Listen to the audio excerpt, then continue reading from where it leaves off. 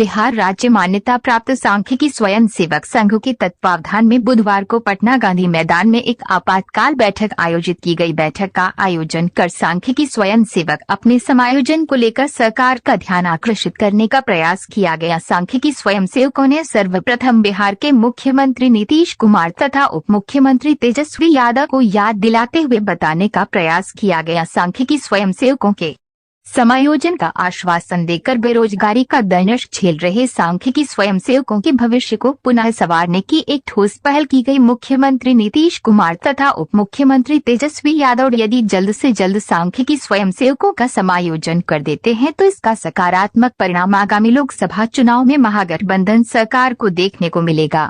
बिहार के विकास में राज्य सरकार के प्रयासों को मूर्त रूप देने की दिशा में सांख्यिकी स्वयं सेवकों की ओर से भी सार्थक योगदान दिया जाएगा। आइए जानते हैं कि मीडिया से बात करते हुए अभिषेक कुमार ने क्या कहा। लोग अपनी संगठन की पुरानी मांगे हैं। 2020 में जब चुनाव चल रहा था विधानसभा का, उस समय माननीय मुख्यमंत्री महोदय से हम और संजय जी हमारे संगठन के कुछ लोग थे, उन लोगों से साथ हम लोग जाकर के जदयू कार्यालय में माननीय मुख्यमंत्री महोदय से मिले थे और अपना मांग पत्र भी दिए थे। उस पर उन्होंने सबके सामने अपने ऑफिसर के सामने उन्हें वादा किया था कि अगर ठीक है, अभी तो आचार संहिता लग गई, सरकार आती है तो हम आपका काम करेंगे। फिर सरकार बना, फिर मुख्यमंत्री भी बने, उसके बाद हम उनसे जाकर के मिले। उसके बाद उन्होंने कहा कि ठीक है, अभी भी सरकार बना है, फिर करेंगे।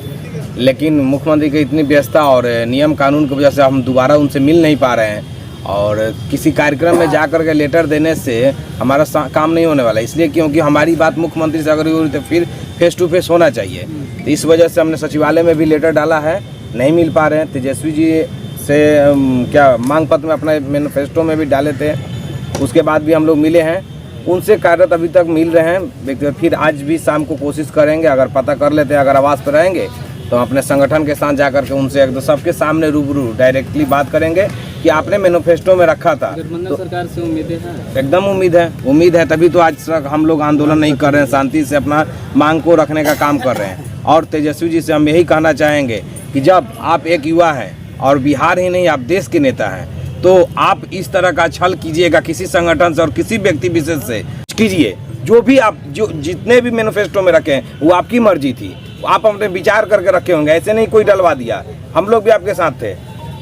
फिर आपने में क्या बोलते हैं, अभी जो डिबेट होता था चुनाव के समय में, उस समय भी उन्होंने टीवी पे भी बोला था कि हमारी सरकार आएगी तो सांख्यिकी स्वयंसेवक का और अनेकों संगठनों का किया था, लेकिन हमको अनेकों से क्या लेना देना है। हमारी मांग आप रखे थे, हम इसलिए आपके साथ थे और आज भी हैं, कल भी रहेंगे, लेकिन हमारे पे विचार किया जाए। ठीक, क्या नाम है?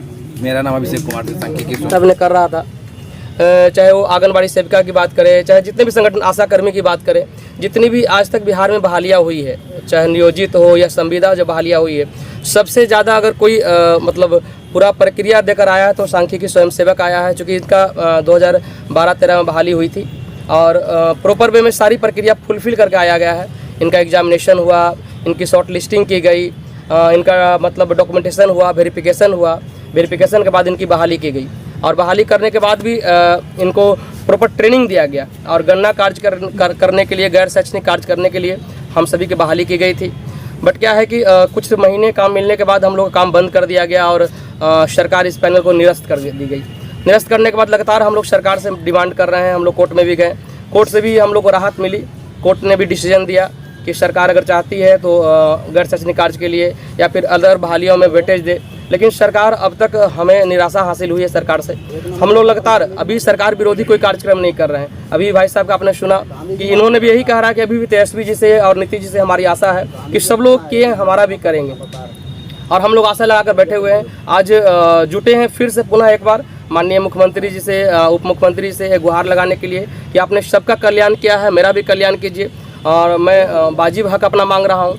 और हमारा कल्याण नहीं करने की वजह से हमारा तो नुकसान हो रहा है, साथ साथ में सरकार की भी बहुत बड़ी नुकसान हो रही है। अभी ताज़ा मामला आप देख रहे होंगे, पूरे देश भर में जो मामला उठा हुआ है जातीय जनगणना में गड़बड़ी को लेकर, लोग लगातार धरना कर रहे हैं, प्रदर्शन कर रहे हैं, अदर पार्टियां बिहार सरकार पर आरोप लगा रही है। इसका सबसे बड़ा कारण है कि इन्होंने जो गणना कराया, वो गणना कराने के लिए जो भी कर्मी को इन्होंने नियुक्त किया, चाहे वो शिक्षक की बात करिए, जिस भी कर्मचारी को इन्होंने नियुक्त किया, कोई ट्रेंड कर्मचारी नहीं थे इनके पास, किसी भी तरह ट्रेनिंग नहीं दिया गया था। और हम लोग प्रॉपर वे में इसी के लिए बहाली किया गया था कि गैर शैक्षणिक कार्य सारा हम लोग करें। हम लोग को ट्रेनिंग थी, हम लोग के पास पूरा डाटा था, हम लोग के पास ऐसा काम करने का नॉलेज था। हम लोगों ने जब काम किया था छठी आर्थिक गणना का, तो उसमें बिहार सरकार को, जिसमें माननीय नरेंद्र बाबू कृषि मंत्री थे, उनको पुरस्कार भी मिला था, कृषि करण पुरस्कार मिला था। और बिहार सरकार का सीना चौड़ा भी हुआ था और हम लोगों ने उन काम कर दिखाया भी। हमने छठी आर्थिक गणना किया, फसल कटने का काम किया, सारा काम जो हम लोगों ने किया, कभी किसी काम में गड़बड़ी नहीं हुई। लेकिन अभी जो जाति गणना में जितना गड़बड़ी हो रही है, ये सब सिर्फ डाटा पर तैयार कर दिया गया है,